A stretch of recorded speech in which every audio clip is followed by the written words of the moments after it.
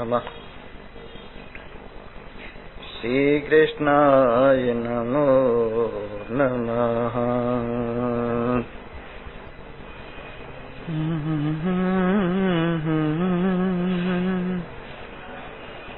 एह भाव विभाव विहीन इति, इह काम विकाम विहीन इति, इह बोधतमं खलु मोक्ष समं, किमु रोदिषि मानस सर्वसमम्।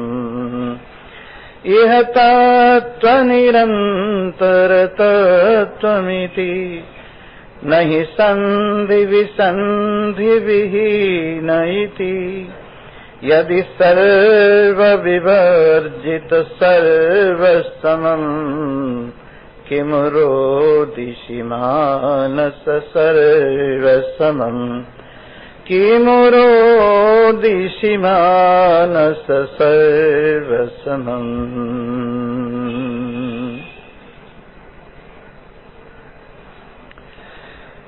उपस्थित सत्संग प्रेमी सज्जन वृंद, कल आप लोगों ने बड़े उत्साह हर्षोल्लास के साथ होली का पर्व मनाया और एक खास शब्द पहले जो विशेष रूप से आपके सामने कहा गया वो था होली होली होली। जो हो गई वो हो गई, जो हो गई सो गई। इसलिए अपने हृदय को बीती हुई बातों का स्मरण करके व्यर्थ ही परेशान नहीं होना चाहिए और भविष्य की चिंता भविष्य के ही सिर पर छोड़कर जो एक क्षण का वर्तमान है उस क्षण में अपने स्वरूप से संयुक्त परमात्मा के साथ एक रूप उपस्थित होकर उस क्षण का आनंद लेना चाहिए।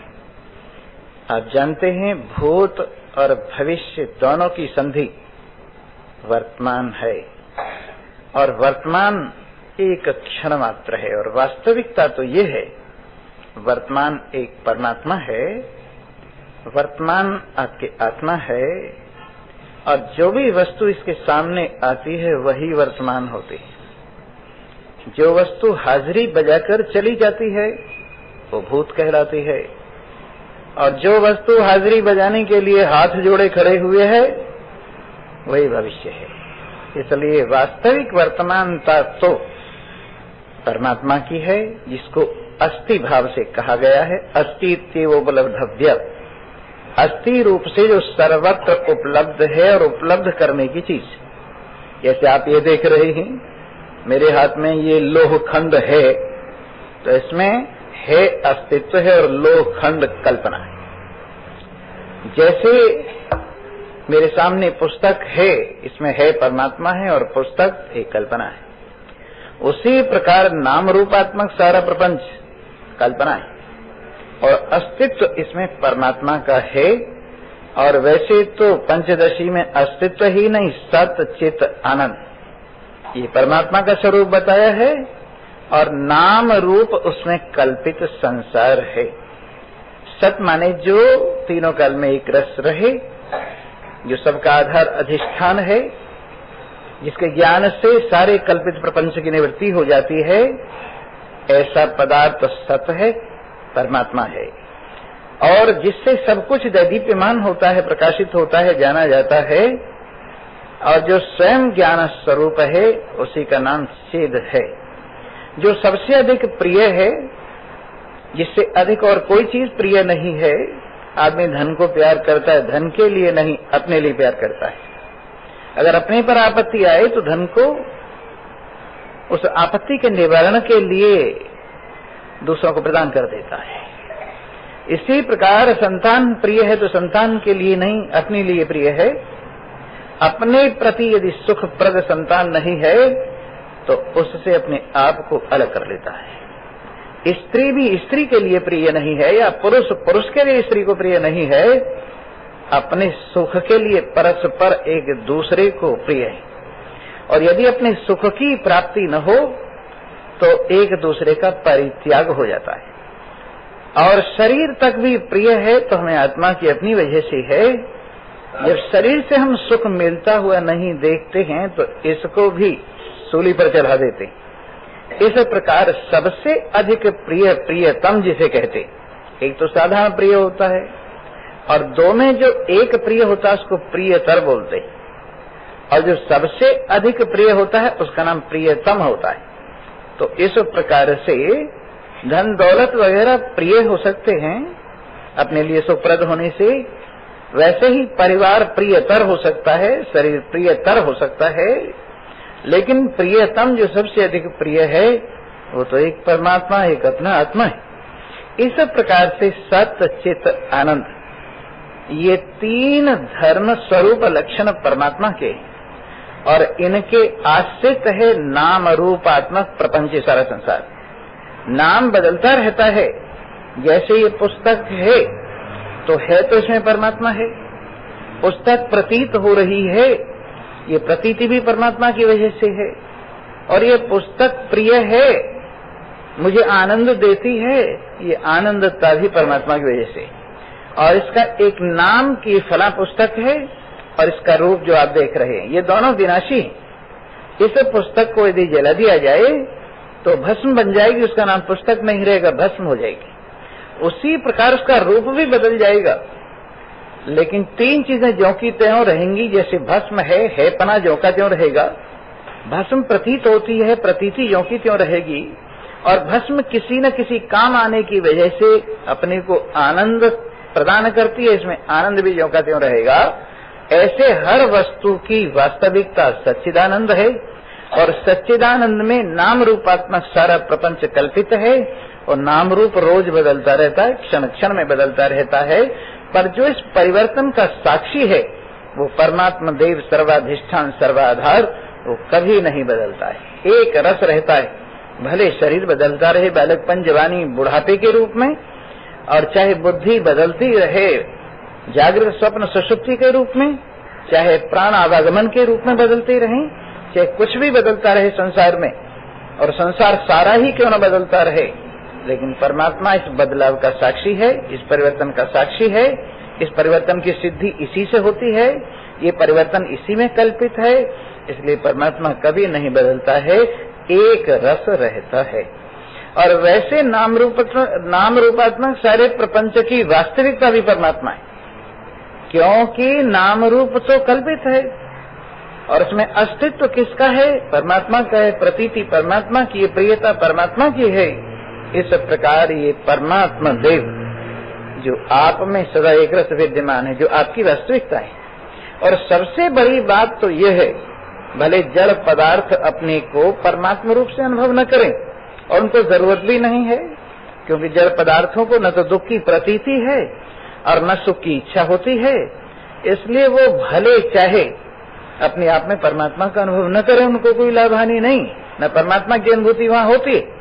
लेकिन ये मनुष्य शरीर विशेष रूप से, वैसे तो प्रत्येक शरीरधारी, नहीं तो मनुष्य शरीर तो एक ऐसी चीज है कि इसमें परमात्मा की अनुभूति होनी चाहिए, जिससे कि सारे दुखों की अत्यंत निवृत्ति हो जाए, जिससे कि परमानंद की परम प्राप्ति हो जाए।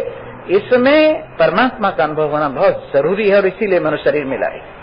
84 लाख मंजिलें पार करके हमको मनुष्य शरीर मिला है, और इसका हमें सदुपयोग करना चाहिए।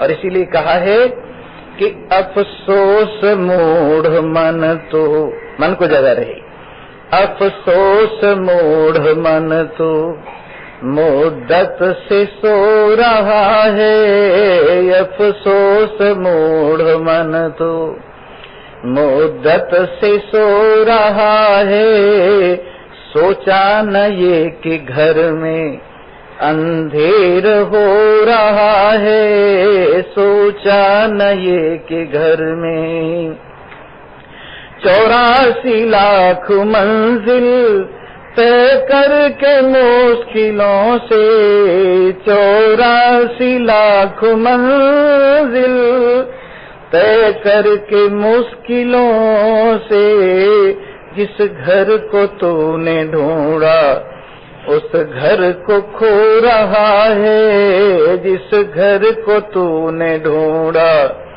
उस घर को खो रहा है। सोचा न ये कि घर में अंधेर हो रहा है।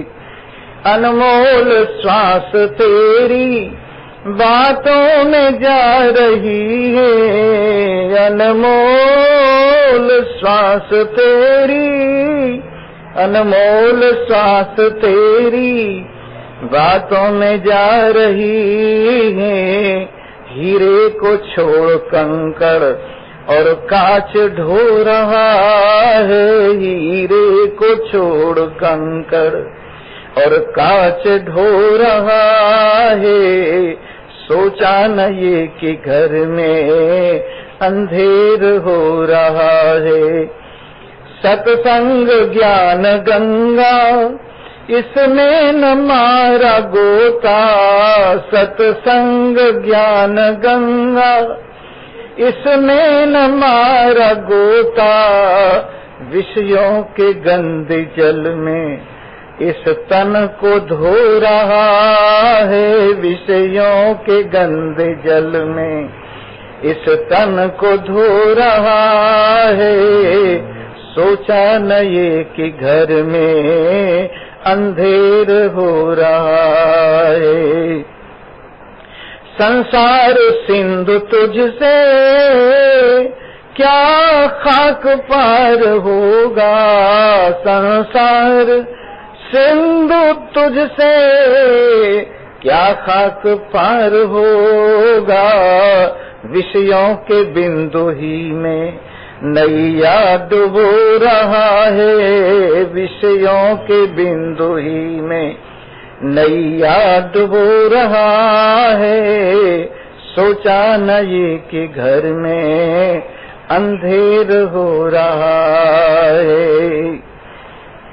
तो मेरे मित्रों, हम दूसरों के घर का अंधेरा दूर करते फिर रहे, परोपकार के नाम पर जहाँ तहाँ सड़कों पर दीवे जलाते फिर रहे, लेकिन अपने आपके घर में जो अंधेरा हो रहा है उसका विचार नहीं कर रहे हैं। अगर सबके घर में उजाला हो जाए तो सड़क अपने आप ही उजाले से भर जाएगी, लेकिन लोग अपने घर पर उजाला नहीं करते हैं, जहाँ तहाँ दीपक जलाते फिरते। इसलिए रिफॉर्म, सुधार करो, लेकिन किसका करो? अपने आप का सुधार करो। अपने आप के सुधार में सबका सुधार है। अपने आप का सुधार नहीं हुआ तो व्यर्थ ही सुधार की कल्पना लेकर तुम स्वार्थवश इस संसार में भटकते फिर रहे। इसलिए ये सुधार, और सबसे बड़ा सुधार भूल सुधार। और भूल सुधार क्या है? मैं सत्य हूँ पर अपने को असत समझना, ये भूल है। मैं ज्ञान स्वरूप हूँ, अपने आप को जड़ समझना भूल है। मैं आनंद स्वरूप हूँ, अपने आप को दुख रूप समझना भूल है। मैं निर्विकार हूँ, अपने को विकारी समझना भूल है। मैं एक हूँ, अपनी मानिकता लाना भूल है। और इस भूल को सुधारना, मैं सत्य हूँ, ज्ञान स्वरूप हूँ, आनंद स्वरूप हूँ, एक हूँ, निर्मल हूँ, साक्षी हूँ, चेतन हूँ, निर्गुण हूँ, ऐसा समझना इस भूल के सुधार का भाव है। और ये जी भूल सुधर जाए, अज्ञान रूपी भूल, तो संसार में कहीं अंधेरा नहीं है। अपनी आंखों की पट्टी खुलने पर उजाला ही उजाला है। अपनी आंखों पर पट्टी बंधी रहे तो हर जगह अंधेरा है। इसलिए मेरे मित्रों, ये आंखें खोलो। मनुष्य शरीर जो प्राप्त हुआ है जागने के लिए प्राप्त हुआ है, भगवान की प्राप्ति के लिए प्राप्त हुआ है। भगवान इसको बनाकर बड़े प्रसन्न हुए। सारी दुनिया भर के शरीर उन्होंने बनाए, लेकिन कहीं पर भगवान का दर्शन स्पष्ट रूप से किसी दर्पण में नहीं हुआ। लेकिन जैसे ही मनुष्य शरीर का दर्पण बनाया और भगवान ने इसको अपने सामने रखा, तो इसमें भगवान ने अपने आप को बिल्कुल एकदम ठीक ठीक देखा। इसलिए इस मनुष्य शरीर को सबसे श्रेष्ठ बताया और बनाया और कहा, बेहतर है फरिश्ते से इंसान होना, मगर इसमें पड़ती है मेहनत ज्यादा। फरिश्ते से भी, देवता से भी बढ़कर मनुष्य है, इंसान है। पर इंसान होने में, मनुष्य होने में मेहनत पड़ती है, परिश्रम पड़ता है। इसलिए आइए हम इस भगवान के बनाए हुए दर्पण में भगवान को देखें। एक जगह मंत्र आता है उपनिषद में कि ब्रह्म लोक में, ब्रह्मा जी के लोक में भगवान का दर्शन ऐसे होता है जैसे छाया और धूप। बोलो सच्चिदानंद। जी हाँ, ब्रह्मा जी के लोक में भगवान का दर्शन, आत्म साक्षात्कार ऐसे होता है जैसे छाया और धूप। और स्वप्न में ऐसे दर्शन होता है जैसे गंधर्व लोक में क्षण क्षण में बदलता हुआ। लेकिन मनुष्य शरीर में भगवान का साक्षात्कार ऐसे होता है जैसे दर्पण में मुंह देखा जाता है। अब ब्रह्मलोक में तो अभी आप गए नहीं, पहुंचने के लिए बहुत मेहनत करनी पड़ेगी, तब छाया और धूप की तरह से देख सकोगी। और स्वप्न में भटकने की सिवा और कुछ नहीं है, क्षण क्षण में रूप बदलने की सिवा और कुछ नहीं है। लेकिन जागृत में, इस मनुष्य शरीर में आप अपना मुख, परमात्मा का दर्शन ऐसे कर सकते हैं जिस दर्पण में आप अपना मुंह देखते हैं। ये मनुष्य शरीर का दर्पण, ये आदर्श निर्विकार आदर्श होना चाहिए, शुद्ध होना चाहिए। इसका मल और विक्षेप बिल्कुल एक तरफ कर देना चाहिए। निष्काम शास्त्र विहित शुभ कर्म से इसका मल दोष शुद्ध कर लीजिए, मल दोष हटा दीजिए और फिर उपासना के भाव से इसका विक्षेप दोष निवृत्त कर दीजिए। और फिर पर्दा हटने पर देखिए कि आप इस दर्पण में अपने आप को किस रूप से देखते हैं, जो रोजाना हम बताते हैं, चिदानंद रूप शिवोहम शिवोहम। ये आपका असली दर्शन है। आप अपने आप का दर्शन जब शुद्ध समझदार अंतःकरण के दर्पण में करते हैं तो इसी रूप से करते हैं। अहम निर्विकल्पो निराकार रूपो दुर्व्यापी सर्वत्र सर्वेन्द्रियाणि सदा में समत्तम न मुक्ति न बंध चिदानंद रूप शिवोहम शिवोहम। अब जब ये बात समझ में आ जाती है, अपनी मंजिल पर पहुंच जाता है आदमी। धन्यवाद के पात्र हैं जो जाग गए हैं और जिन्होंने यात्रा प्रारंभ कर दी। धन्यवाद के पात्र हैं जो महान पुरुषों का उपदेश सुन सुनकर अपने आप में वास्तविकता की जागृति के लिए प्रयास कर रहे हैं। और अत्यंत धन्यवाद के पात्र हैं जो अपने स्वरूप में विराजमान हुए हुए इस माया रूपी बला से अपने आप को छुड़ाकर अपनी एक रूपता में विराजमान हो गए। वो इस संसार के आभूषण हैं, वो इस संसार की शोभा है, वो इस संसार के लाइट हाउस हैं, वो इस संसार के अनजाने ही कल्याण का हेतु हैं। ऐसे ज्ञानवान अपने आत्म में अनुभव करते हैं अवधूत दत्तात्रेय जी की तरह से। न तो ये देखते हैं कि फला आदमी बहुत अच्छा है, फला आदमी बहुत बुरा है, न वो ये देखते हैं कि आज समाज बहुत खराब हो गया, इसका सुधार कैसे होगा, न वो ये देखते हैं कि यहाँ पाप और पुण्य की कितनी व्यथाएं कथाएं चल रही हैं। ये सब कुछ न देखकर एक जो बिल्कुल परम शुद्ध पदार्थ जिसमें ये सारी कल्पनाएं कल्पित हैं उसे अनुभव करते हैं। और किस रूप में अनुभव करते हैं? न गुणा गुण पाश निबंधयति। किसी ने गुण देखिए तो वह भी बंधन का हेतु है। कैसे बांधेगा? जिसमें आपको गुण दिखाई देगा उसमें अपनत्व की प्रतीति होगी, आप उसे अपना बनाना चाहेंगे और उसके साथ मोह का बंधन होने का खतरा है। और जिसमें अगुण देखेंगे उसमें शत्रुता का भाव जागृत होगा या उपेक्षा का भाव जागृत होगा और उसके द्वारा भी आपके हृदय में कुछ कुछ होने लगेगा। इसलिए गुण और अवगुण दोनों पास ही बंधन। लेकिन तुलसीदास जी ने भी एक जगह कहा है, गुण यह उभय न देखिए, गुण यह उभय न देखिए, देखिए सो अविवेक। सबसे बड़ा गुण तो यह है कि दोनों ही न देखे जाएं, गुण और अवगुण। सबसे बड़ा गुण तो यह है दोनों ही न देखे जाएं, पाप और पुण्य। सबसे बड़ा गुण यह है दोनों ही न देखे जाएं, अपनापन और परायापन। गुण ये उभय न देखिए, ये जो द्वंद्व है ये उभय है, उभयता है, दोनों छोर हैं। इन दोनों को न देखकर केवल परमात्मा को, निर्गुण भाव को, शांत भाव को, एक रस भाव को, आनंद स्वरूपता का अनुभव किया जाए, सबसे बड़ा गुण यही है। सबसे बड़ा गुण यही है कि आपका मन बेचैन न हो, आपके मन में न राग की लहरें उठें, न द्वेष के तूफान आए, बिल्कुल शांत रहे। और ये तभी संभव है जब आप परमात्मा की ओर आमुख हो जाएंगे, आपका मन संसार की ओर से, चाहे जैसा संसार है उसकी ओर से हट जाएगा, तो न कहीं गुण, न कहीं अवगुण, न कहीं राग से बंधन, न कहीं द्वेष से बंधन, ये सब कुछ न होकर एक परम शांति होगी।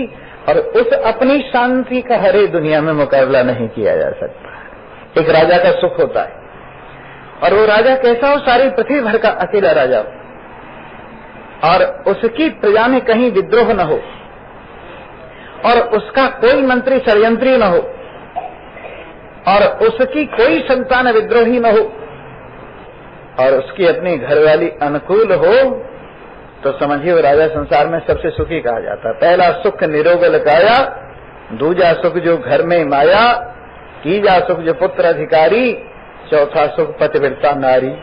कितने सुख हैं संसार के? ये 4 सुख हैं। उनमें पहला सुख निरोगल काया, सबसे बड़ा सुख तो ये कि आपका शरीर निरोग हो, सबसे पहला सुख। पहला सुख निरोगल काया, दूसरा सुख जो घर में माया, और दूसरा सुख है आपके घर में धन दौलत हो। और ऐसा ना हो, तुलसीदास जी ने एक जगह बहुत अच्छा कहा है, सोने वालों जाके सुनो। देखा है उन्होंने छोटे छोटे तालाबों को घटते हुए और उसमें मछलियों को तड़पते हुए, तो वहां शरद ऋतु के वर्णन में उपमा दी है, निघटत नीर बिकल हुई मीना, अरे निघटत नीर बिकल हुई मीना, विपुल कुटुंबी जिमि धनहीना। छोटे छोटे तालाबों का पानी सूखने लगा, सिकुड़ने लगा, थोड़े से थोड़ा होता गया, और उसमें मछलियां तड़पने लगी।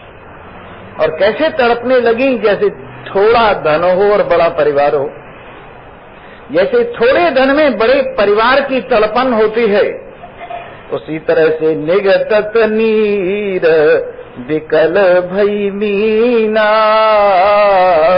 विपुल कुटुंबी जिमि धनहीना। और एक जगह और उपमा देते हैं, सुखद मीन जहाँ नीर अगाधा, जिमि हरि शरण न एकहु बाधा। वहां मछलियां सुखी हैं जहाँ गहरा पानी, बड़ा पानी, विस्तृत पानी है। सुखी मीन जहाँ नीर अगाधा, कैसी सुखी है? जिमि हरि शरण न एकहु बाधा। जैसे भगवान की शरण लेने पर एक भी कष्ट नहीं रहता है।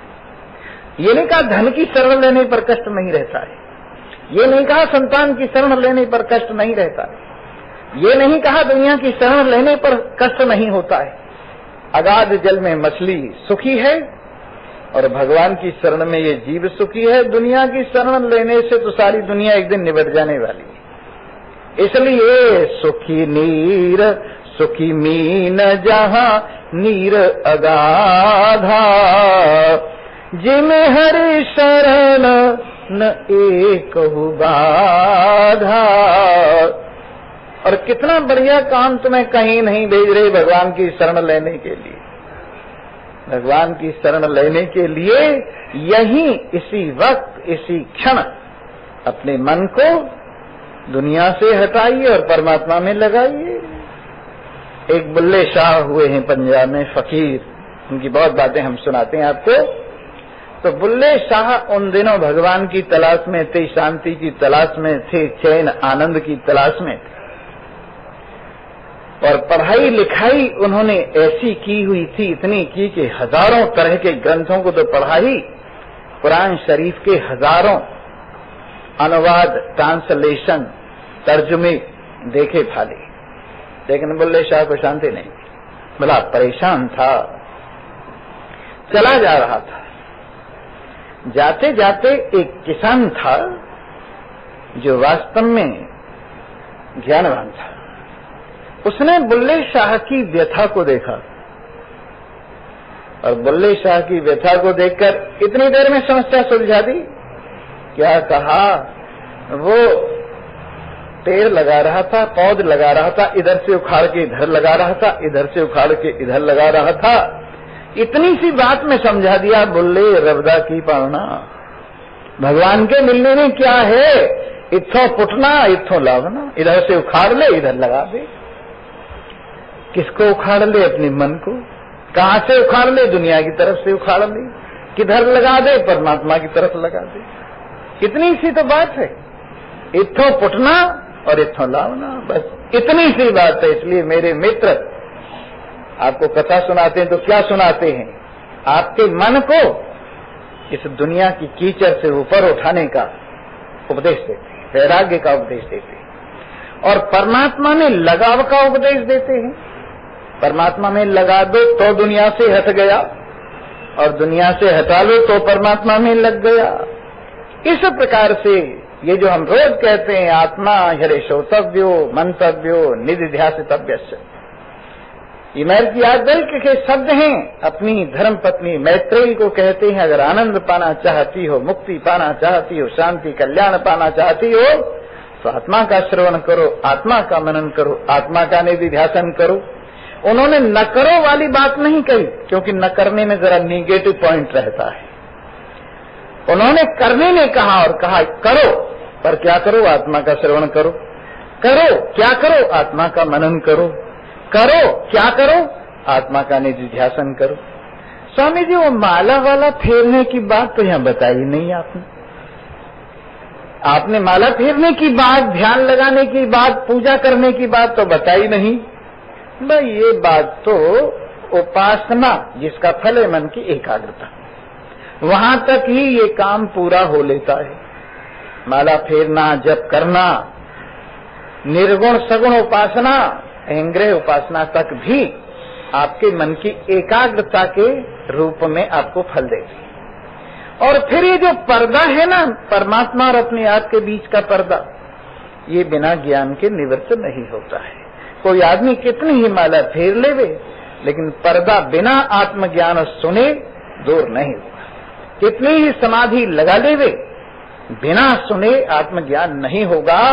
इसलिए आत्मा हरे श्रोतव्यो, अगर किताबों से पार हो गई होते और कोई बताने वाला न होता तो किताब ही पार हो गई होती। अगर किताबों से पार हो गई होती और कोई बताने वाला न होता उस विधि को, तो किताब ही पार हो गई होती। अगर शराब में नशा होता और कोई पीने वाला न होता तो बोतल ही नाचने लगती। लेकिन ये वास्तविकता नहीं है, ये चीज नहीं है। वास्तविकता तो ये है कि कोई सुनाने वाला हो और कोई समझने वाला हो, तब ज्यादा मजा आता है।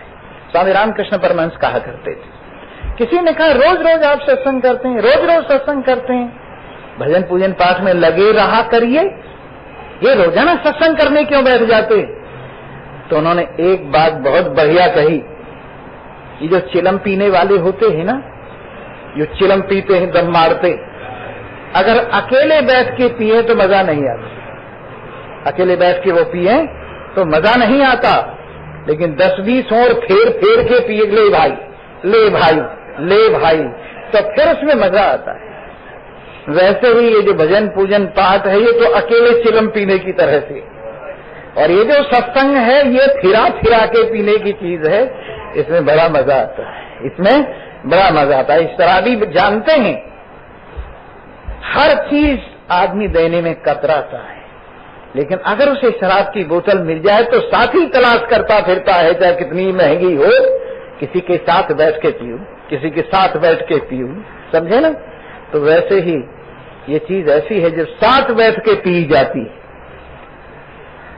पिलाने वाला साकी हो, पीने वाले बहुत से लोग हों, और फेर फेर कर पिलाई जाए और मजे के साथ पिलाई जाए, और एक विशेष दृष्टि से पिलाई जाए और एक विशेष दृष्टि से पी जाए, तो इसका नशा कुछ और ही नशा है।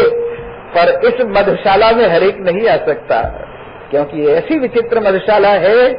अरे जब तक न चाहे यार, जब तक न चाहे यार, यहाँ कोई आ नहीं सकता, जो आ गया एक बार वो फिर जा नहीं सकता। जब तक न चाहे यार कोई आ नहीं सकता। जो आ गया एक बार वो फिर जा नहीं सकता। तौहीन इश्क की है नफा तोटा सोचना। स्वामी जी तुम्हारी कथा में आता तो लाखों रुपए का नुकसान हो जाता। वहां एक सौदा हो रहा था, उसमें लाखों रुपए का फायदा था। तुम्हारी कथा में आ गया होता तो लाखों रुपए मारे जाते। स्वामी जी एक बहुत बड़ा रिश्तेदार आया हुआ था, उसको लेने जाना था हवाई जहाज पर, और आपकी कथा में आ जाता तो सब काम भट्टा बैठ जाता। ये क्या है, नफा टोटे का हिसाब लगाना। तो तुम्हारा इश्क ही नहीं है, लगाव ही नहीं। जरा सी बात पर कथा छूट जाए, टेलीविजन में फला चीज आ रही थी, वहां बैठ गया, तुम्हारी कथा की ऐसी की तैसी। तो जरा सी चीज के लिए तौहीन इश्क की है। अरे नफा टोटा सोचना, दीवाना बही खाता फैला नहीं सकता। दीवाना हिसाब रखता है कोई? ये हिसाब रखने वाले दीवाने नहीं हैं, ये अक्ल के कोल्हू हैं, अक्ल को लादे फिरते हैं। और अक्ल एक इतना बड़ा मर्ज है जो आदमी को भगवान से नहीं मिलने देता है। इकबाल ने कहा है, मैं मरीजे अक्ल था मस्ती ने अच्छा कर दिया। मैं मरीजे अक्ल था, मुझे भी ये मर्ज था अक्ल का। हर बात में चूट चराक निकालता था, हर बात में पूछता था ये कैसे हो गया, ये कैसे हो गया, ये कैसे। भगवान जी ने संसार बनाया। स्वामी जी भगवान जी को किसने बनाया? स्वामी जी ने तो बताओ, किसको बताए? स्वामी जी से पूछ रहे हैं संसार को भगवान ने बनाया, पर भगवान को किसने बनाया? मैंने कहा जो नहीं बनाया जाता वो भगवान होता है, और जो बनाया जाता है वो संसार होता है। जो बनाया जाता है वो संसार होता है, और जो नहीं बनाया जाता वो भगवान होता है। जब तुम कहोगे कि भगवान को किसने बनाया, तो फिर ये भी संसार हो जाएगी। इसलिए किसी ने नहीं बनाया भगवान को। बनी बनी चीज सब नष्ट हो जाने वाली है, भगवान बनाने वाला है, बनने वाला नहीं है। तो ये जो बुद्धि है बहुत बड़ा मर्ज है। मैं मरीजे अक्ल था, मस्ती ने अच्छा कर दिया। तो ये अक्ल जो है ना, नफा टोटा सोचने वाली, इतना नुकसान इधर हो जाएगा, इतना फायदा इधर हो जाएगा, ये हो जाएगा, वो हो जाएगा। तौहीन इश्क की है नफा टोटा सोचना। अरे दीवाना बही खाता फैला नहीं सकता। जो आ गया एक बार वो फिर जा नहीं सकता। तो जो आ गया, कहाँ गया? आपे में आ गया, जिसका नशा उतर गया। जब नशा उतर जाता है तो कहते हैं नशा उतर गया, ठीक हो गया, अपने आप में आ गया, ठिकाने पे आ गया। ये दिन नशा उतर जाएगा, उस दिन ठिकाने पर आ जाओगे। नशा दिमाग में है, हाथ पैरों में नहीं। भागते फिरिए, अगर दिमाग से नशा नहीं उतरेगा तो ठिकाने नहीं आओगे। ये अज्ञान का नशा अंदर है, अंदर बुद्धि में है। और जिस दिन अकल ठिकाने आ जाएगी, हम क्या करते हैं? लोगों की अकल ठिकाने बिठाते, लोगों की अकल ठिकाने लगाते हैं। और जब अकल ठिकाने पर लग जाती है तो मजा आ जाता है। अपने घर पहुंचकर, अपनी अचलता में पहुंचकर, अपनी मंजिल पर पहुंचकर, अपने लक्ष्य को प्राप्त करके, भला किसको मजा नहीं आता? भला कौन परमानंद महसूस नहीं करता? और कहाँ है अपना लक्ष्य? अपने आप में। और कब पता लगता है लक्ष्य का पहुंच गया हूं? फुल स्टॉप हो जाता है, फुल स्टॉप हो जाता है, बस हो जाती है, कुछ इच्छा नहीं रहती। परम शांति यदा सर्वे प्रमोचन्ति कामायस्य हृदय स्थिता। भगवान वेद कहते हैं, जब सारी कामनाएं जो हृदय का आश्रय लेके डेरा लगाई रहती हैं निबट जाएंगी, तदा मर्त्यो अमृतो भवति। उसी समय ये मर्त प्राणी अमृत हो जाता है। अत्र ब्रह्म समश्नुते, यही ब्रह्म को पा लेता है। ये कठोपनिषद का मंत्र है, और इसके अंदर स्पष्ट कहा है, यदा सर्वे प्रमोचन्ति कामायस्य हृदय स्थितः। जो हृदय का आश्रय लेकर बैठी हुई कामनाएं हैं, इनकी मां अज्ञान है, इनकी मां तृष्णा है, वो जब निबट जाती हैं अपने आप में परमात्मा को पाकर, तदा मर्त्यो अमृतो भवति। ये मर्त्य अमर हो जाए। स्वामी मुझे अमर बना दो। हाँ बना देंगे। तो कुछ इच्छा मत कर, अमर हो जाएगा। तो कुछ इच्छा मत कर। क्यों स्वामी जी, वो शरीर से अमर हो जाऊंगा? तो इच्छा कर रहा है। शरीर तो मरने वाली चीज है, इसको क्या अमर करने के लिए बैठा? ये तो तू है ही नहीं, ये तो तू है ही नहीं। ये तो तेरा ऐसा पागलपन है। स्वामी जी मेरे कपड़े अमर हो जाएं, स्वामी जी मेरे जूते अमर हो जाएं, स्वामी जी मेरी पगड़ी अमर हो जाए, स्वामी जी मेरा घर अमर हो जाए, स्वामी जी मेरा घोड़ा अमर हो जाए। तूने अपना तो जिक्र ही नहीं किया।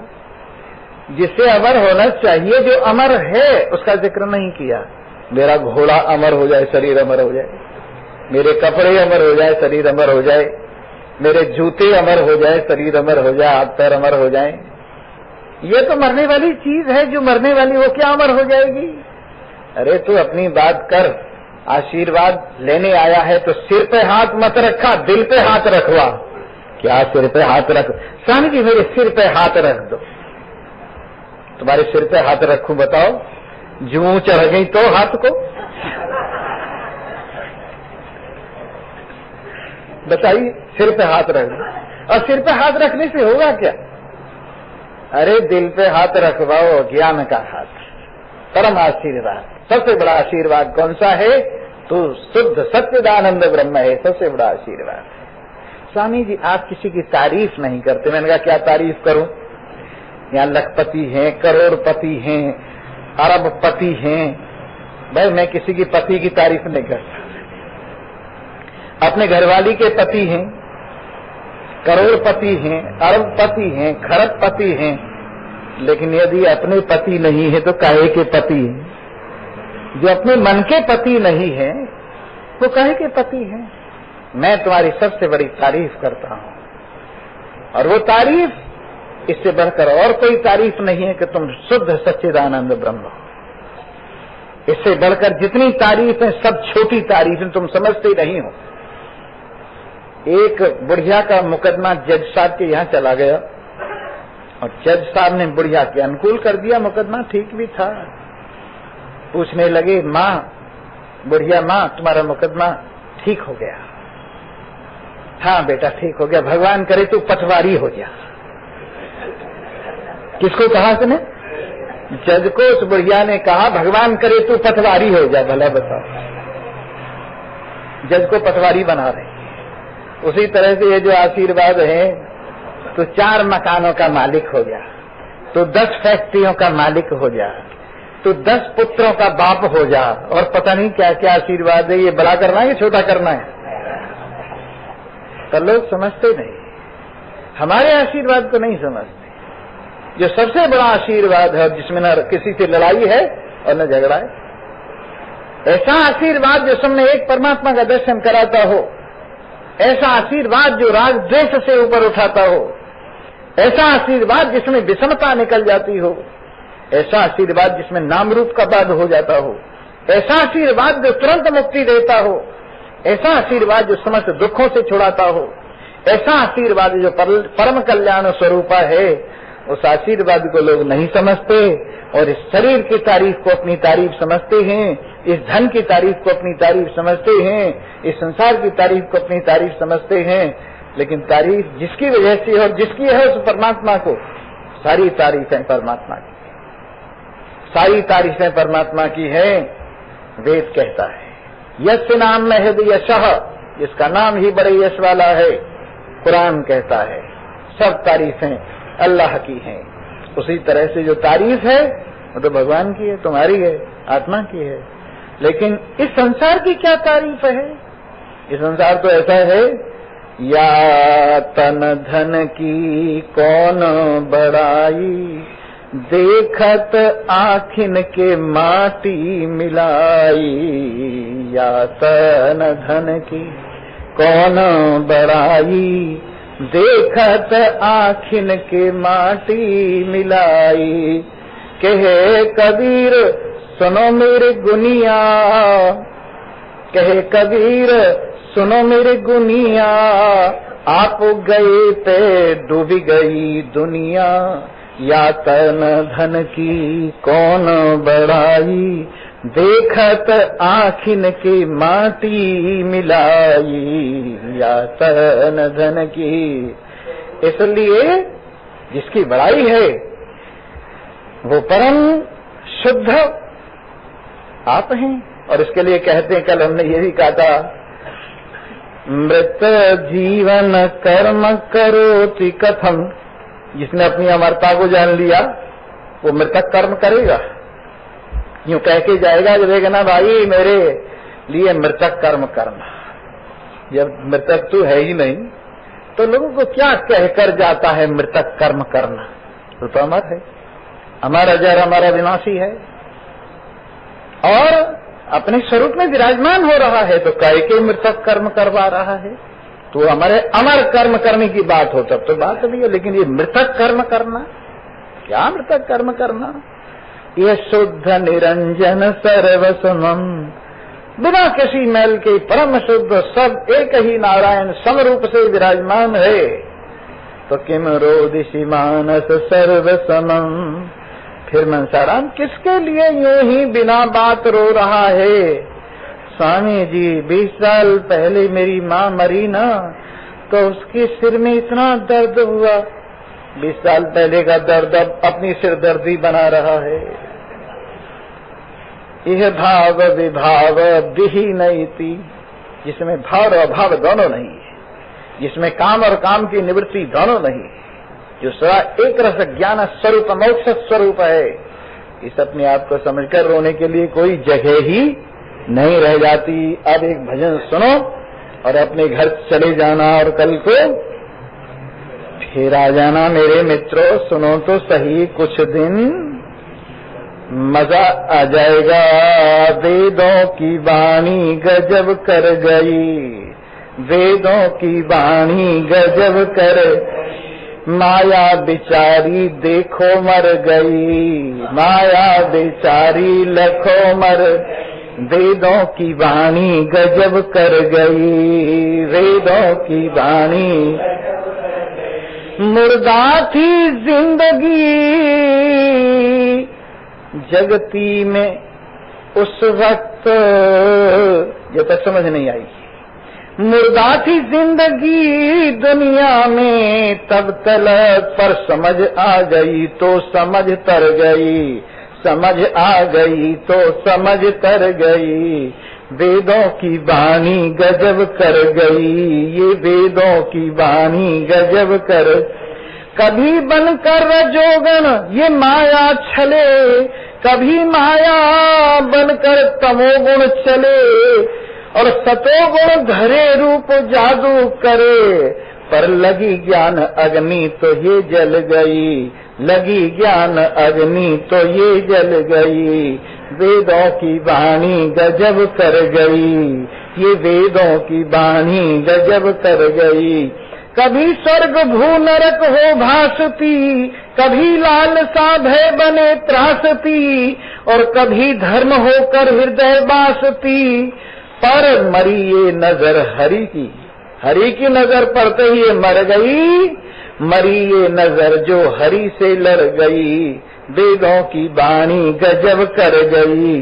चाहत नगाड़े बजाते कभी, प्रशंसा में नारे लगाते कभी, गगन के सितारे लगाती कभी। समझ आई प्रियतम के ये घर गई, समझ आई प्रियतम के ये घर गई। वेदों की वाणी गजब कर गई, वेदों की वाणी गजब। इन्हीं वेदों की वाणी को ओम नमः श्री कृष्णाय नमो नमः। इह भाव विभाव विहीनैति, इह काम विकाम विहीनैति। इह बोध तमं खलु मोक्ष समं, किम रोदिषि मानस सर्वसमम्।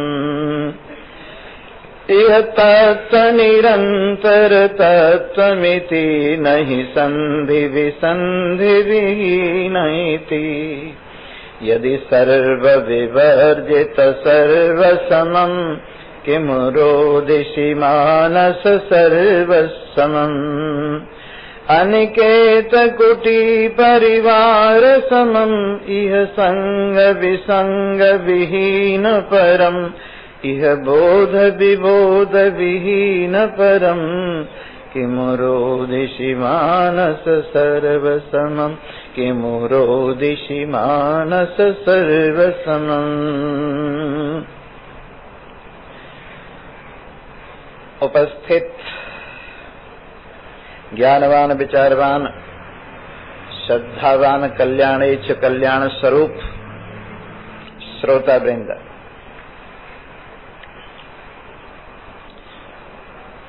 एक ही बात हम निरंतर आपके सामने उपस्थित करते रहते हैं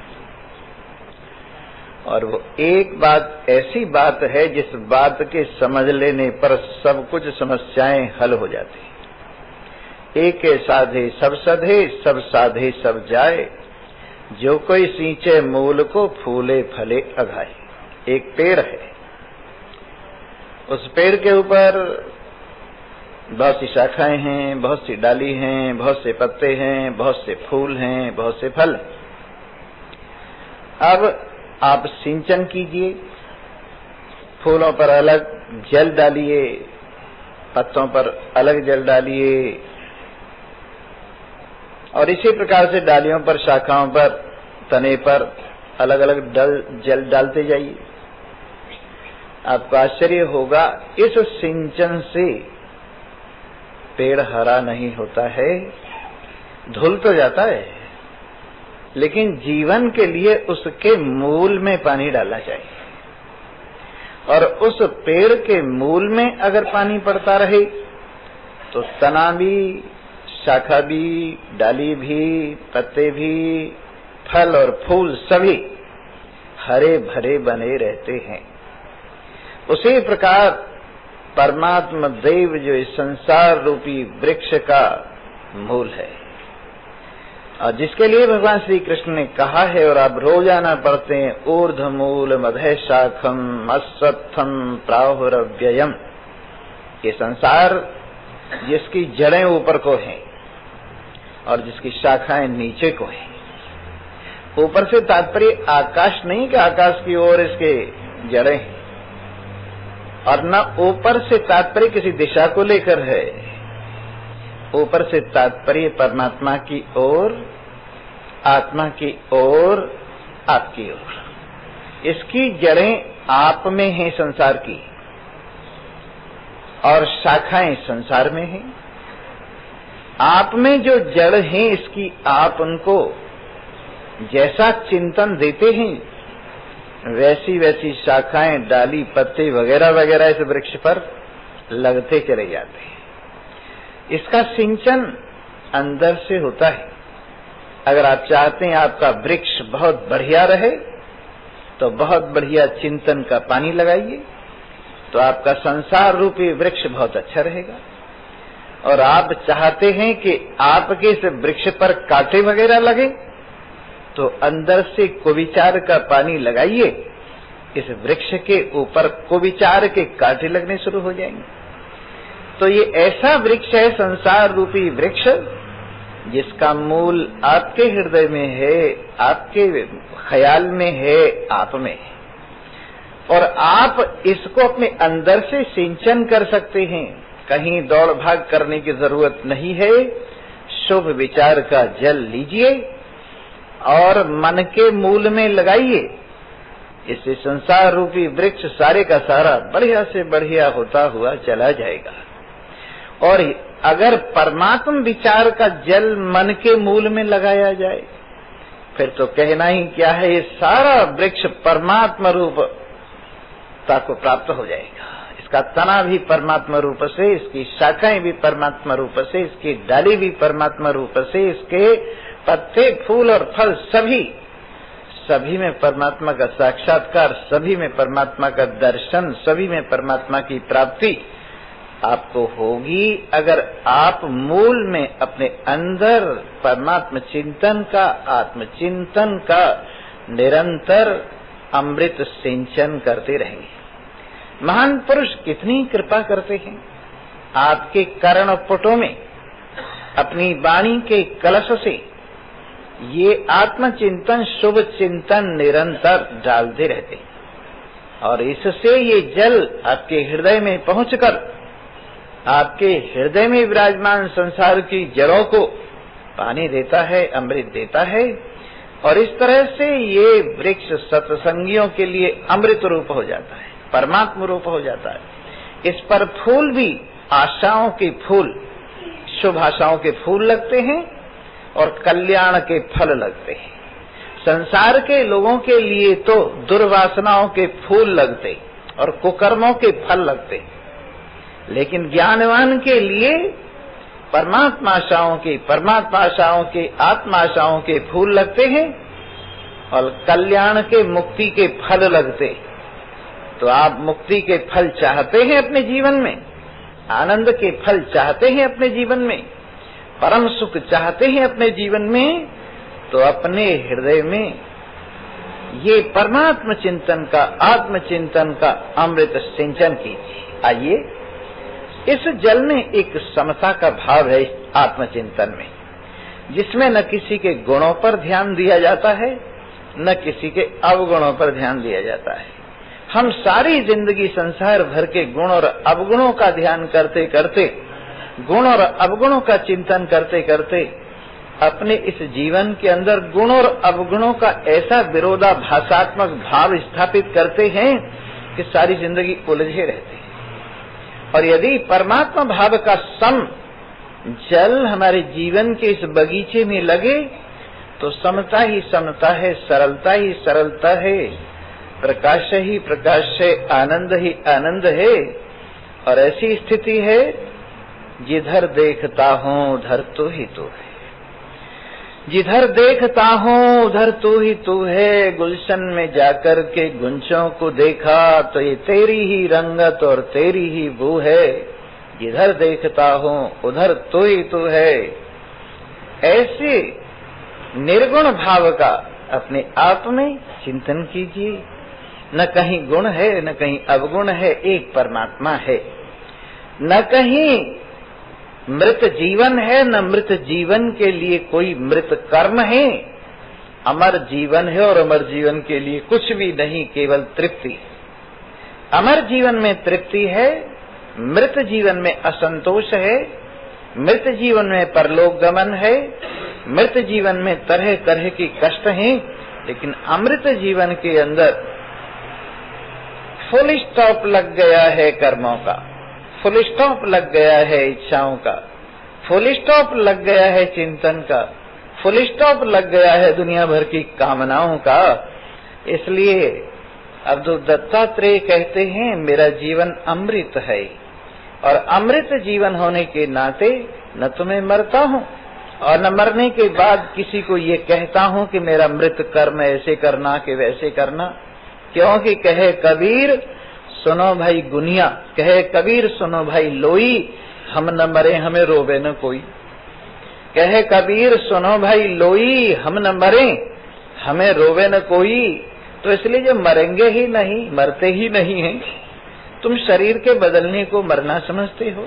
भगवान कहते हैं वासांसि जीर्णानि यथा विहाय नवानि गृह्णाति नरोपराणि। जैसे पुराने कपड़ों को उतार कर फेंक दिया जाता है और नए नए कपड़े पहन लिए जाते हैं, वैसे ही शरीर का छोड़ना तो ऐसा है। भला बताइए, आपको नए कपड़े, अच्छे कपड़े अच्छे नहीं लगेंगे? इसलिए घबराने की क्या बात है कि साहब स्वामी जी एक दिन देखना आप मर जाओगे। चलो, तुम क्यों चिंता करती हो नहीं मरूंगा?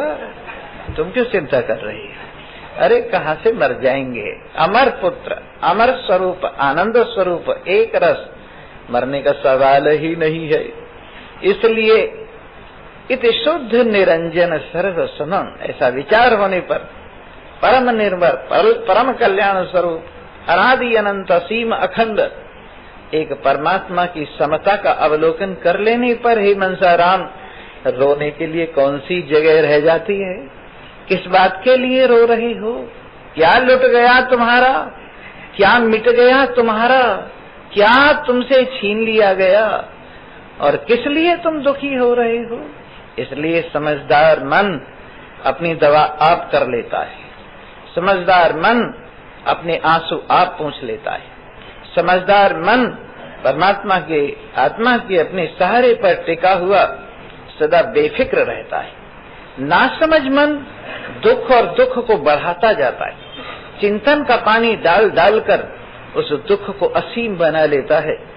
लेकिन समझदार मन ज्ञान के माध्यम से उस दुख को छोटा करते करते राई की बराबर करके उसको निपटा देता है। आप अच्छी तरह से देखिए, जमीन पर खड़े होकर जमीन कितनी लंबी चौड़ी दिखाई देती है, परंतु जैसे जैसे जमीन से आप ऊपर उठते जाएंगे जमीन छोटी नजर होती जाएगी और यहाँ तक होगा, एक समय ऐसा होगा कि जमीन दिखाई ही नहीं देगी, आप इतने ऊपर उठ जाएंगे। उसी प्रकार से संसार में खड़े होकर संसार को देखिए, इस दुख में खड़े होकर दुख को देखिए, इन चिंताओं में खड़े होकर इन चिंताओं को देखिए, इस शोक में खड़े होकर शोक को देखिए, तो इनकी कोई सीमा नहीं है। लेकिन इनसे थोड़ा ऊपर उठिए, परमात्मा की ओर आइए, अपने स्वरूप की ओर आइए, आप देखेंगे दुख छोटा होता चला जा रहा है, चिंताएं कम होती चली जा रही है, शोक निबटता हुआ चला जा रहा है और आप ऐसी स्थिति में विराजमान होते हुए चले जा रहे हैं जिसमें न सुख है, न दुख है, लाभ है, न हानि है, जय है, न पराजय है। ऐसी एक समता में प्राप्त होकर आप परमानंदवान हो गए हैं। न कहीं आप जाने की इच्छा करते हैं, न कहीं से आने की इच्छा करते हैं, नहीं आप बनने की इच्छा करते हैं, नहीं आप बिगड़ने की इच्छा करते हैं। सारी इच्छाएं अपने आप को समझकर शांत हो जाती हैं। तो इह भाव विभाव विहीन इति, ये अपनी वास्तविकता भाव रूप से, अस्तित्व रूप से या अनस्तित्व रूप से वर्णन नहीं की जा सकती। जब एक ही पदार्थ है तो भाव उसका होता है जिसका अभाव होता है और अभाव उसका होता है जिसका भाव होता है। लेकिन यह अभाव ही नहीं है तो भाव किस किनारे पे रखूं, और भाव ही नहीं है तो अभाव किस किनारे पे रखूं। इसलिए भाव और विभाव से विरहित, इच्छा ही नहीं है तो इच्छाओं की पूर्ति या इच्छाओं की निवृत्ति का क्या ताल्लुक है। ये इच्छाएं तो यूं ही हैं, बच्चों की बात है। जैसे बच्चे जिस चीज को देखते हैं, चाहे उनके लिए उपयोगी हो या न हो, वही मांग बैठेंगे। आग को देखेंगे तो आग को पकड़ना चाहेंगे, पानी को देखेंगे तो पानी में कूदना चाहेंगे, सूरज को देखेंगे तो उसे मुंह में डालना चाहेंगे, चंद्रमा को देखेंगे तो उसे भी खिलौना करके सब पकड़ना चाहेंगे। तो जैसे बालक की इच्छा है, वैसे ही नासमझ लोगों की इच्छा है। ये संसार जो कुछ दिख रहा है वो सिनेमा पर दिखने वाली, टेलीविजन के ऊपर दिखने वाली छायाएं हैं और इनको चित्र रूप से जिसने समझ लिया है वो इनको पकड़ने की इच्छा नहीं करता है, भले देखता है। वैसे ही संसार में जो कुछ दिख रहा है ये आपके चित्त के चित्रपट पर आपकी कल्पना की छायाएं हैं और इन कल्पित छायाओं को जो चित्त के चित्रपट पर संस्कारों की रील के घूमने से दिखाई दे रही है, आप सत्य समझते हैं और किसी को छोड़ना चाहते हैं, किसी को पकड़ना चाहते हैं। लेकिन वास्तविकता यह है कि ये सब है ही कल्पित। अरे तो दृष्टा है, तमाशा देखने वाला है और तमाशा देखने वाले तमाशा खुद न बन जाना। तमाशा देखने वाले तमाशा खुद न बन जाना। तमाशा देखने वाले तमाशा खुद न बन जाना। चाहे घर में तमाशा हो रहा है, चाहे बाहर तमाशा हो रहा है, चाहे शरीर में तमाशा हो रहा है, चाहे संसार में तमाशा हो रहा है, तो देखने वाला निर्विकार। तो देखने वाले के अंदर कोई विकार नहीं है। लेकिन जब तू अपने को भूल जाता है और इस तमाशे के साथ जुड़ जाता है, स्वामी जी क्या कहूं, खंजर है चलता कहीं तो तड़पता है दिल यहाँ।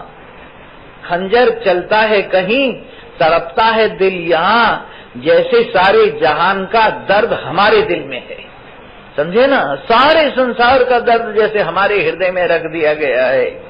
ये संसार के संबंध से, ये संसार को सत्य समझने से, अगर तू वास्तविकता को समझे तो ऐसा हुआ एक जगह पर पहले जमाने में जब पिक्चर आई थी तो लोग मेलों में दिखाते फिरते थे, और मेलों में कहीं टेंट लगा दिया और पर्दा खड़ा किया और पीछे मशीन लगाई और पिक्चर दिखानी शुरू कर दी। बहुत से लोग बैठे थे। तो उस पिक्चर में ये दिखाया जा रहा था द्रौपदी का चीर हरण हो रहा था, और द्रौपदी लोगों की ओर, देखने वालों की ओर इशारा करके कह रही थी, धिक्कार है तुम्हारी जननी को जो एक मुझ अबला का चीर इन दुष्टों के द्वारा उतरते हुए देख रही हो। तुम पृथ्वी पर भार हो। तो और आदमी तो समझते थे कि तस्वीर है, लेकिन एक आदमी से नहीं देखा गया, और उसने लाठी उठा के 2-3 लाठियां दुर्योधन के सिर पे मारी और 2-3 कर्ण के सिर पे मारी, 2-3 दुशासन के सिर पे मारी। तुम्हारी ऐसी की तैसी है? हमारे सामने तुम एक अबला का चीर अपहरण कर रहे हो। तो वो सब क्या था? तस्वीर थी, कुछ भी नहीं था। उसी तरह से जो तुम लाठियां चला रहे हो, जो बंदूकें दाग रहे हो, जो गोले बरसा रहे हो, बम फोड़ रहे हो, और जो एटम बम वगैरह डाल रहे हो, ये सब तस्वीरों के साथ में युद्ध हो रहा है। इनको तुम अपना विरोधी समझकर तस्वीरों से लड़ रहे हो। लेकिन अगर तुम्हें पता चल जाए, ऐसा हुआ, एक कांच का मंदिर था। आजकल कांच के टुकड़ियां बहुत मंदिरों में लगाते, और इसमें एक विशेषता होती है कि एक आदमी अंदर घुसे तो अपने को हजारों रूप से, जितनी टुकड़ियां उतने रूप से देखता है। तो एक कुत्ता कांच महल में घुस गया, जिसमें छोटी छोटी दर्पणों की टुकड़ियां लगी हुई थी। उसने देखा हजारों कुत्ते आगे, उसने देखा हजारों कुत्ते पीछे, उसने देखा हजारों कुत्ते दाएं, उसने देखा हजारों कुत्ते बाएं, उसने देखा ऊपर की ओर हजारों कुत्ते ऊपर, नीचे देखा तो हजारों कुत्ते ऊपर। उसने कहा, इन कुत्तों की फौज ने मेरे ऊपर हमला कर दिया है। वो ऊपर वालों पर उछला, ऊपर वाले उस पर उछले।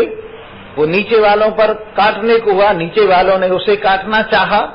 चारों ओर उसने मुंह फिराकर भौंकना शुरू किया, तो उसकी भौंक हजारों गुनी होकर उस मंदिर में उसको सुनाई देने लगी, और वो कुत्ता उन कुत्तों से लड़ते लड़ते इस कांच महल में मारा गया। अब ये बताइए कि वो किससे लड़ रहा था? अपने प्रतिबिंबों से, अपनी छायाओं से, अपने आभास से लड़ रहा था। तो वैसे ही एक आदमी घुसा, फिर समझदार, उसने देखा हजारों मेरे ही रूप आगे, हजारों मेरे ही रूप पीछे, हजारे दाएं बाएं मेरे ही रूप, ऊपर नीचे मेरे ही रूप। प्रसन्नता के मारे उछल पड़ा, आनंद से विभोर हो गया। तो वैसे ही संसार ये कांच का महल है, और तुम जो ये और देख रहे हो, सब तुम ही हो, चाहे आगे चाहे पीछे, चाहे दाएं चाहे बाएं, चाहे ऊपर चाहे नीचे।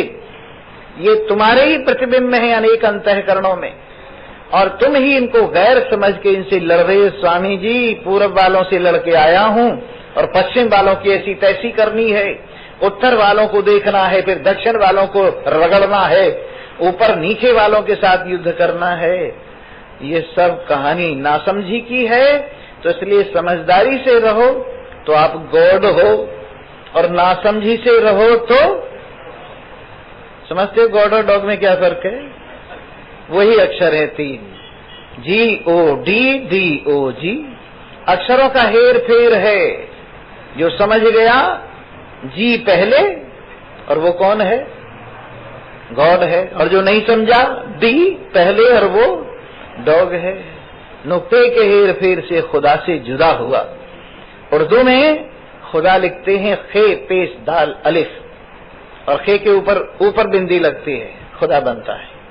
लेकिन वो बिंदी नीचे लगा दो तो जीम बन जाता है, और फिर लिखा हुआ पढ़ा जाता है जीम पेश दाल अलिफ जुदा। जुदा माने अलग। एक नुक्ता, एक बिंदी ऊपर से नीचे आ गई तो जुदा हो गया, एक बिंदी नीचे से ऊपर चली गई तो खुदा हो गया।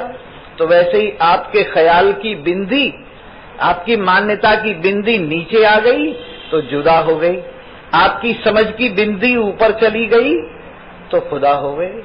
इसलिए ऐसा करो, इस ख्याल की बिंदी को नीचे क्यों गिरा रहे हो?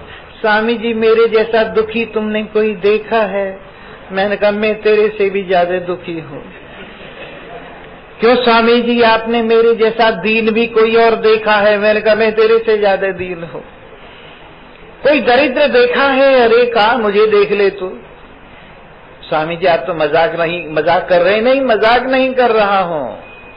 वास्तविकता ये है तू दीन नहीं है, तू दरिद्र नहीं है, तू दुखी नहीं है, जो कुछ है तू वही है। अगर अपने आप को देखे तो तू सच्चिदानंद ब्रह्म है। तो इस बात को अगर समझ ले रे तो न कहीं भाव दुख का, न अभाव दुख का, न सुख का भाव, न अभाव सुख का, न काम विकाम विहीनैति, न कहीं कोई इच्छा, न इच्छा की पूर्ति न निवृत्ति। शांत पदार्थ है केवल यह बोध तमम कलु मोक्ष तमम। ये सारा खेल बोध रूप ज्ञान स्वरूप आनंद स्वरूप है। ये नदियां आनंद बह रहा है इनमें, ये पहाड़ आनंद सिर ऊपर करके खड़ा है इनमें, ये समुद्र आनंद लहरा रहा है इनमें, ये फूल आनंद मुस्कुरा रहा है इनमें, ये पत्ते आनंद लहला रहा है इनमें, और ये तेरा हृदय आनंद से भरपूर सारे आनंद को अपने में समेटे हुए है। इसलिए ये सारे के सारा खेल आनंद स्वरूप है, ज्ञान स्वरूप है, प्रकाश स्वरूप है। और यह बोध तमम खलु मोक्ष तमम, कहीं तेरे लिए कोई बंधन नहीं है, तेरे में कोई बंधन नहीं है। तू अल्प होता तो बंधन है, तू तो महान है, महान में कोई बंधन होता है? इतना बड़ा जिसमें सारे बंधन छोटे पड़ जाएं। भगवान श्री कृष्ण की मां समझने लगी ये कन्हैया बड़ी गड़बड़ करता है, मेरा कहना नहीं मानता, और देखो क्या किया है इसने। वो जो मटकी है जिसमें दही बिलोई जाती है उसमें से मक्खन तो खा गया, और उस मटकी को तोड़ के सारा मट्ठा बखेर दिया। आज इसको जरूर दंड दूंगी, ये विचार के रस्सी लाई एक, और रस्सी से उनको उलूखल के साथ बांधने लगी। उलूखल होता है जिसके साथ रस्सी डाल के दूध को दुहा जाता है, मतलब मथा जाता है। उलूखल के साथ इसको मैं बांध दूंगी, या जिसमें कूटा जाता है सामान, उलूखल मूसल वगैरह से। तो उन्होंने क्या किया, इधर उधर की रस्सियां जोड़ी, छोटी पड़ गई, दूसरी रस्सी लाई, छोटी पड़ गई, तीसरी रस्सी लाई, छोटी पड़ गई, सारे घर की रस्सियां खत्म हो गई। तो पड़ोसियों के यहाँ से लाई, क्या तुझे बांध के ही छोड़ूंगी। सारे गांव की जब रस्सियां खत्म हो गई तो कहने लगी सत्यानाशी, बंध के ही नहीं देता, बंध जा तू अपनी माँ की ओर देख, मैं कितनी परेशान हो रही हूँ, मेरे आंसू आने को हो रहे, मैं थक गई हूँ। तो भगवान ने कहा अच्छा चल तेरे लिए बंध जाता हूँ, बाकी बंधन तो मेरे में है नहीं, तेरे लिए, तेरे प्रेम के लिए, तेरी थकान के लिए बंध जाता हूँ। और बंध गए भगवान श्री कृष्ण, और ऐसे ही बंधे, दो को खोल दिया जाके, एक बंधे और दो को खोल दिया। जो यमलार्जुन वृक्ष बने हुए खड़े थे यक्ष के पुत्र, उनको जाकर के उलूखल उलझा दिया और दोनों को उखाड़ के फेंक दिया। दोनों में से दिव्य पुरुष निकले, बच्चों ने देखा और भगवान की स्तुति करते हुए चले गए। और इधर माँ को हुआ कि कहाँ गया, किधर गया, देखा तो वहाँ पेड़ों के बीच में उलूखल उलझाए हुए रो रहे हैं। कहने लगे देखो मेरा बेटा बच गया, कोई पेड़ इसके ऊपर पड़ जाता तो। और इस तरह से माँ को उन्होंने प्रसन्न किया, माँ प्रसन्न हुई उनको गोद में लेकर। तो मेरे मित्रों, यूं आप यशोदा की तरह से जो कल्पना करें वही भगवान में भासने लगती है, पर वास्तविकता ये है इसमें कोई बंधन नहीं है। ये सदा मोक्ष स्वरूप है, ये हर जगह मोक्ष स्वरूप है, ये हर जगह एक रस। ये आपकी बात कह रहा हूँ, किसी और की नहीं कह रहा हूँ। आप कहीं बंधे हुए नहीं है, रेलगाड़ी में बंधे हुए नहीं है, हवाई जहाज में बंधे हुए नहीं है, नाव में बंधे हुए नहीं है। ये तो शरीर है, आप थोड़े ही हैं। शरीर के माध्यम से यात्रा करते हुए भी आप बंधे हुए नहीं है। इस प्रकार इह बोध तमम खलु मोक्ष समम किमुरो दिशि मानस सर्व समम। हे मनसाराम, किस लिए रोता है? बस यूं ही रोता है। और मरना कैसे है? एक वो शेख चिल्ली एक महात्मा जी के पास गया, कहने लगे बाबा जी मुझे बताओ मैं कब मरूंगा। वो कहने लगे बेवकूफ आदमी, इसको क्या बताऊं कब मरेगा? अजी आप तो 3 काल की जानते हो, बता दो ना बाबा जी। तो बाबा जी ने क्या किया, एक काला धागा उसकी बाजू में बांध दिया या गले में बांध दिया कि जिस दिन ये काला धागा टूट जाएगा तो मर जाएगा। तो उसी पे हर वक्त ध्यान रहने लगा, काले धागे को देखा अभी जिंदा हूं मैं, इधर काले धागे को देखा हाँ जिंदा हूं मैं। इसके बाद एक आदमी ने सोचा एक काले धागे में क्या करामात है, इसको देखता रहता है। वो सोया हुआ था, काला धागा तोड़ दिया उसने। अब उसकी आंखें खुली तो शोर मचा दिया, मैं मर गया, मैं मर गया, मैं मर गया, अरे आओ मुझे ले चलो भाई, शमशान में ले चलो, ले चलो मुझे, मैं तो मर गया। एक भी आदमी नहीं आया। कहने लगे बेवकूफ आदमी, मर गया तो ऐसे चिल्लाता? लोगों ने कहा क्या बात है, क्यों चिल्ला रहा है कि मैं मर गया हूं, तुम्हारे घर वाले मरेंगे, मैं भी नहीं जाऊंगा, तुम लोग आए नहीं हो मुझे उठाने के लिए। कहने लगे तू मरा कहाँ है? कि वाह, बाबा जी ने कहा था ये काला धागा जिस दिन टूट जाएगा उसी दिन तू मर जाएगा। सो काला धागा टूट गया, मैं तो मर गया। तो ऐसे शरीर का काला धागा जो बांध रखा है ना तुमने गले में, हर वक्त इसी पे ध्यान रहता है कि काला धागा टूटा और मैं मरा, काला धागा टूटा और मैं मरा। स्वामी जी कमजोर हो रहा है ये धागा, काला धागा टूट जाएगा, मैं मर जाऊंगा। अरे क्यों चिंता करते हो, पहले नहीं मरे, पहले कई शरीर छूट गए उनके साथ नहीं मरे, अब कैसे मर जाओगे? स्वामी जी मैं पहले जन्म में कौन था, और उससे पहले जन्म में मैं कौन था, और उससे पहले जन्म में मैं कौन था? अगर मर गए होते तो पिछले जन्म की बात क्यों पूछते? इसलिए शरीर के छूटने से पीछे भी नहीं मरे, और अब भी यकीन जानो इस शरीर के छूटने से तुम मरने वाले नहीं हो। स्वामी राम कहा करते थे, जब उन्होंने देखा कि शरीर अब जाने वाला है, ऐसे ही मूड में थे, और उस मूड में ही उन्होंने लिखना शुरू कर दिया, ऐ मौत तू इस शरीर की ओर बड़ी लालच से देख रही है, कोई बात नहीं है, उठा ले जा इस शरीर के कबाड़े को। मेरे लिए शरीरों की कमी है क्या?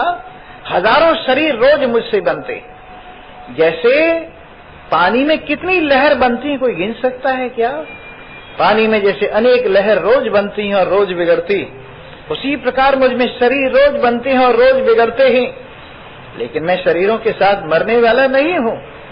ले जाए शरीर को, मैं हजारों करोड़ों अरबों खरबों शरीर अपनी कल्पना से खड़ा कर सकता हूं। और ऐसा कहकर कलम तोड़ दी उन्होंने। उसी दिन उनका शरीर गंगा जी में शांत हो गया।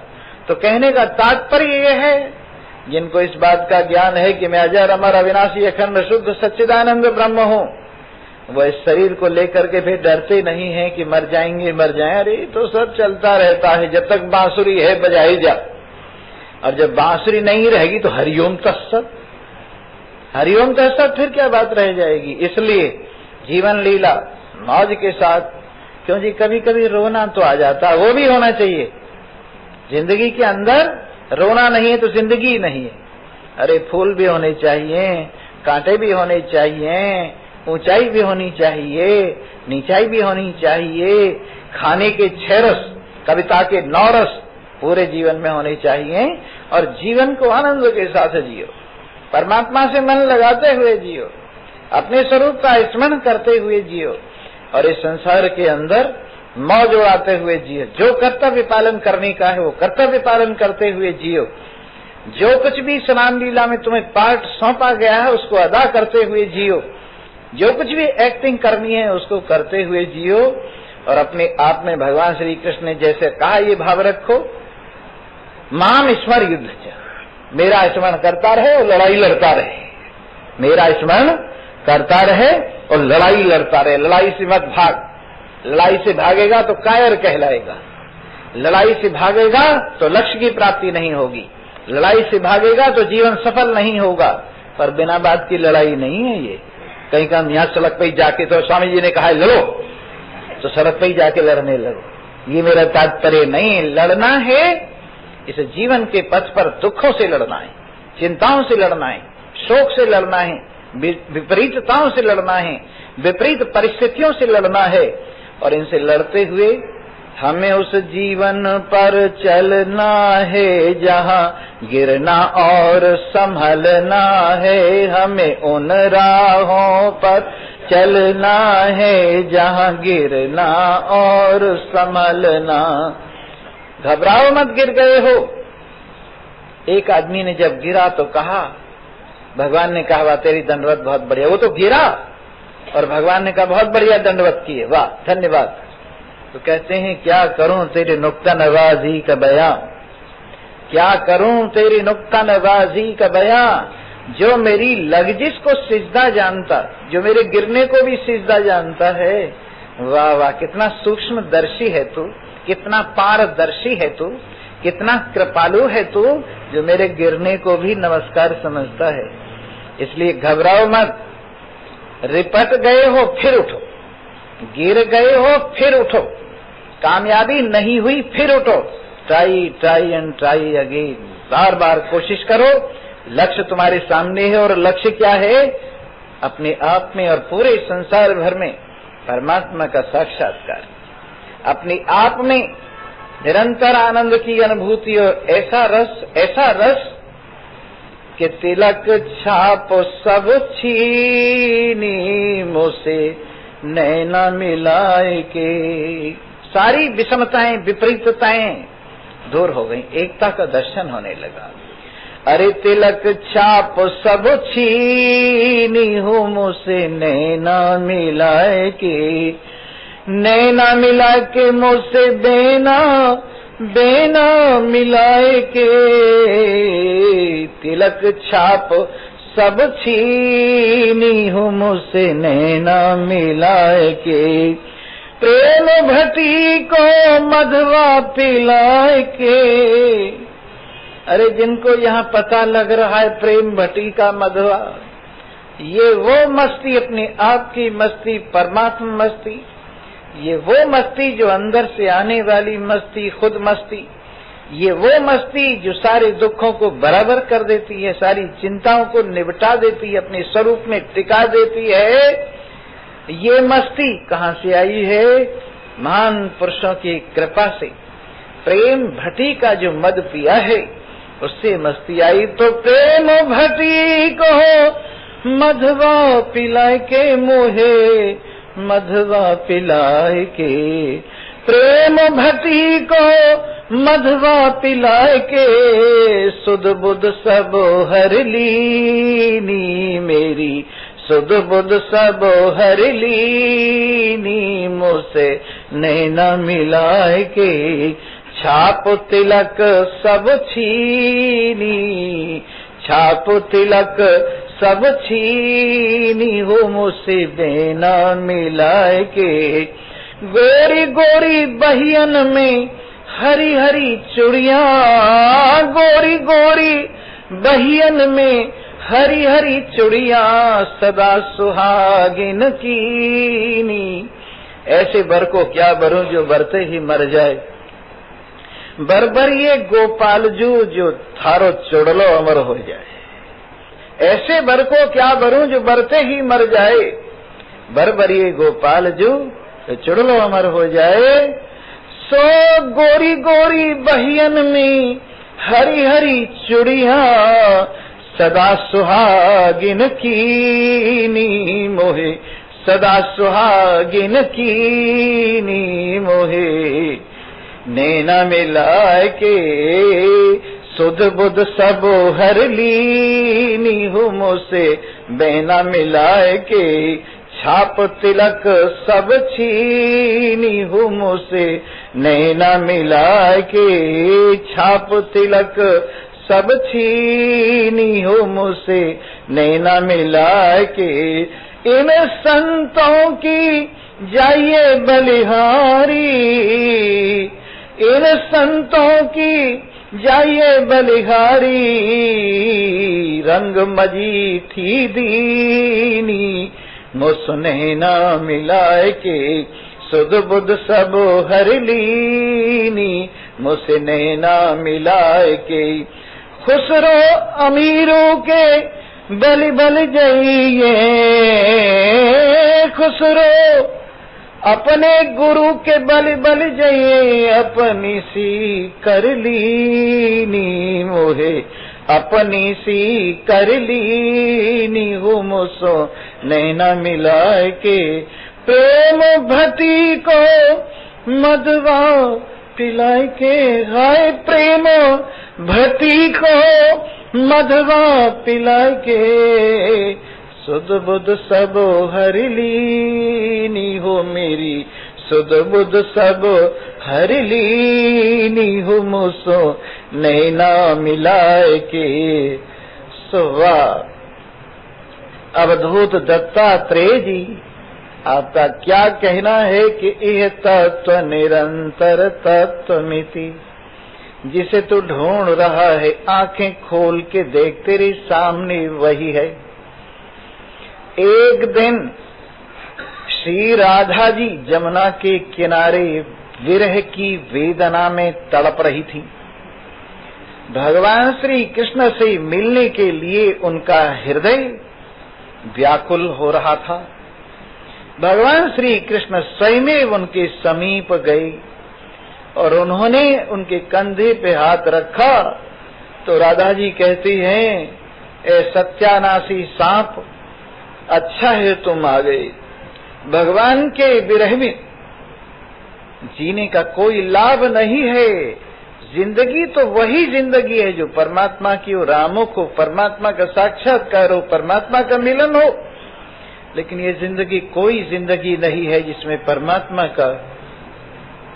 का प्यार, परमात्मा का श्रवण मनन निधिध्यासन, परमात्मा के साथ एकता, परमात्मा का साक्षात्कार न हो। ये जीवन तो निबट जाना चाहिए। काट लो तुम मुझे, मेरा जीवन निबटा दो।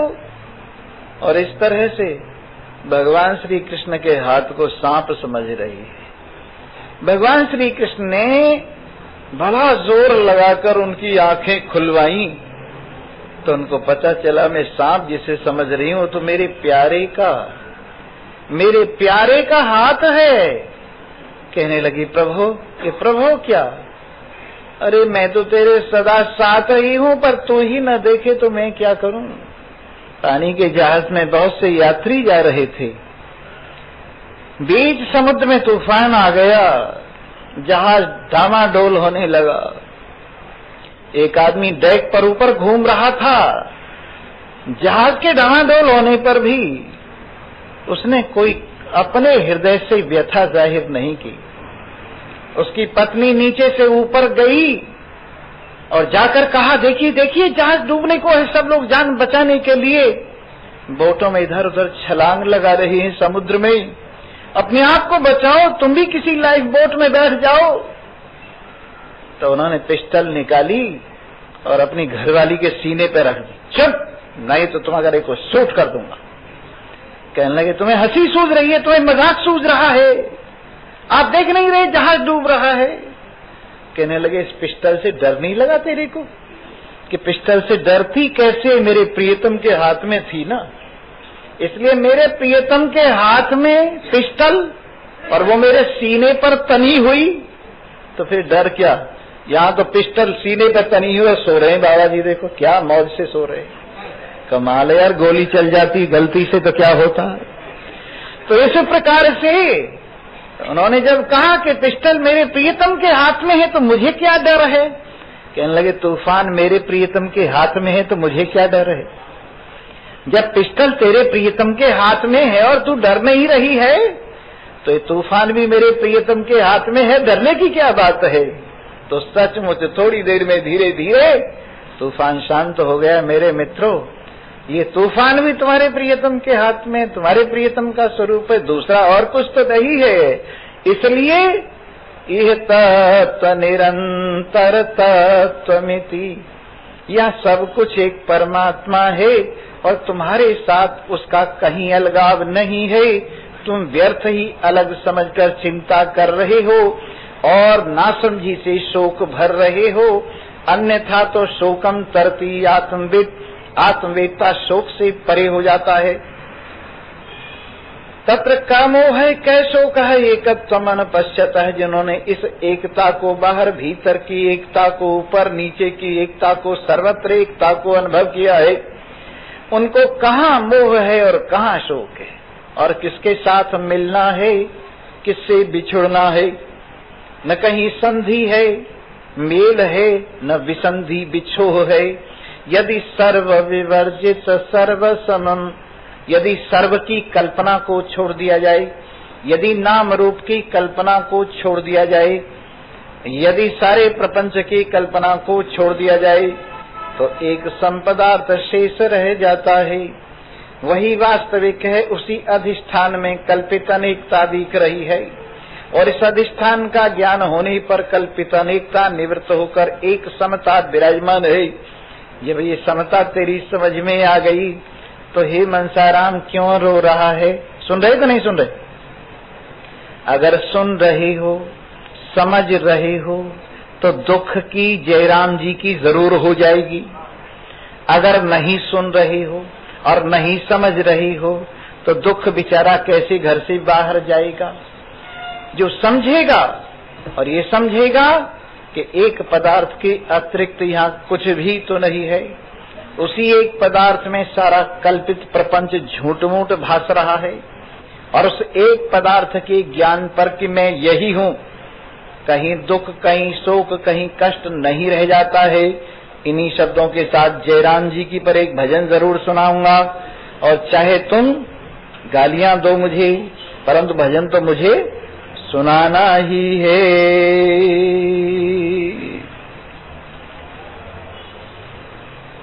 अरे जागिए मन जागिए, जागिए मन, प्रातः काल कला सब जागी, प्रातः काल कला सब, प्रियतम सो अनुरागिए, प्रियतम सो अनुरागी। अरे जागिए मन जागिए, जागिए मन, ये प्रकाश लाया है भानु, ये प्रकाश लाया है भानु, तुम प्रकाश रस पागिए, तुम प्रकाश रस पागिए। जागिए मन जागिए, जागिए मन जागिए, पुष्प खिले भंवरा मंडराए, पुष्प खिले भंवरा मंडरा, निज पथ में उठ लागिए, निज पथ में उठ लागिए। जागिए मन जागिए, जागिए मन जा, समय रहा थोड़ा सा प्यारे, समय रहा थोड़ा सा प्यारे, लक्ष्य लखो और भागिए, लक्ष्य लखो और भागिए। अरे जागिए मन जागी, जीवन नव जीवन हो जाए, जीवन नव जीवन हो जाए, सभी वासना त्यागिए,